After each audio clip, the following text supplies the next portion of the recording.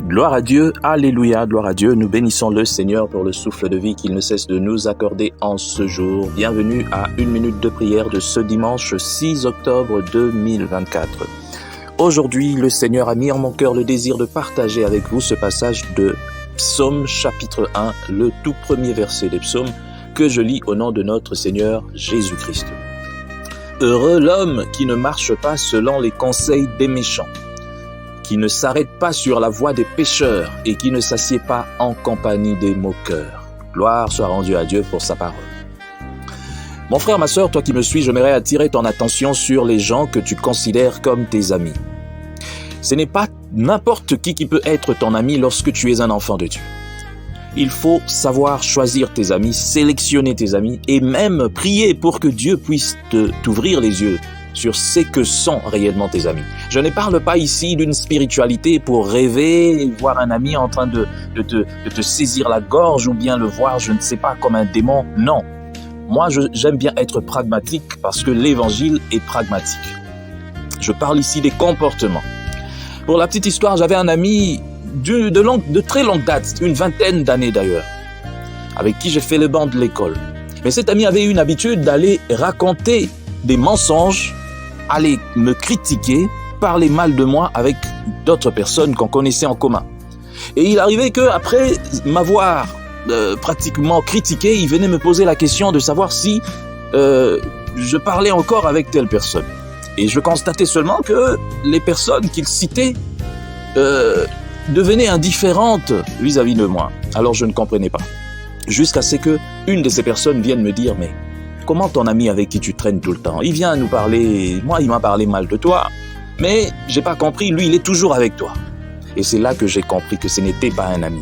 Et Dieu soit loué parce que quelque temps après, lui-même m'a vraiment poignardé dans le dos, dans quelque chose qui était évident, et puis on a rompu cette relation, et même mon épouse était d'accord que je rompe cette relation parce que c'était une personne nocive.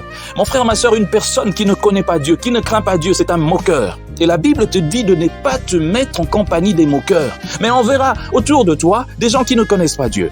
Et si seulement c'était des gens qui se comportaient quand même bien, mais ce sont des gens qui visiblement ont une sale vie. Vous allez me dire, non, Jésus a fréquenté Zachée. Jésus ne marchait pas avec les... Il faut faire la différence. Il allait vers ces gens pour parler de lui à ces gens, pour impacter la vie de ces gens afin qu'ils changent. Personne ne dit que ces gens après Jésus n'avaient pas changé.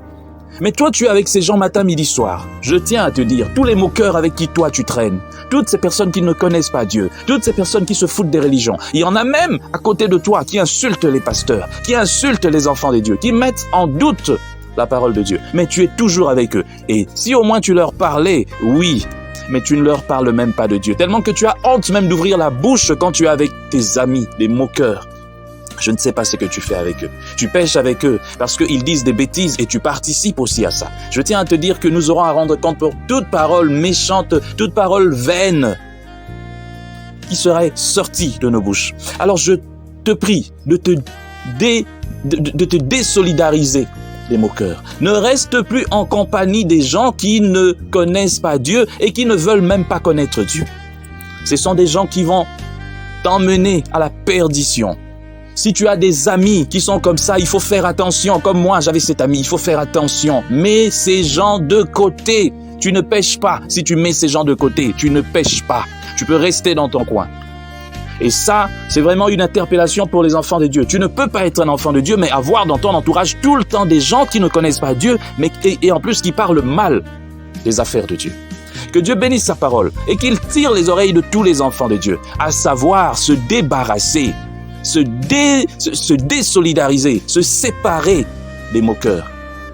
Un moqueur, je l'ai dit encore, c'est quelqu'un qui ne connaît pas Dieu. C'est quelqu'un qui n'est pas converti. C'est quelqu'un qui n'est pas né de nouveau. C'est quelqu'un qui parle mal même des affaires de Dieu. C'est quelqu'un qui critique tout le temps les pasteurs. C'est quelqu'un, au fait, qui ne veut même pas entendre parler des affaires de Dieu. Il veut vivre sa vie comme il veut. Et toi, ce sont des genres de personnes avec qui tu fais ami-ami.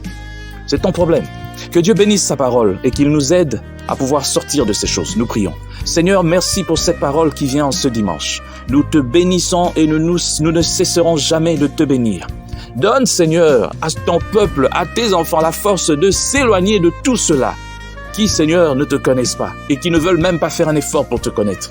Mais avant qu'ils ne se séparent, donne-leur, Seigneur, ô éternel mon Dieu, le courage de parler à ces gens pour qu'ils puissent donner leur vie à toi, Jésus. Merci. Au nom puissant du Seigneur Jésus, nous avons prié. Amen. Bon dimanche à tous.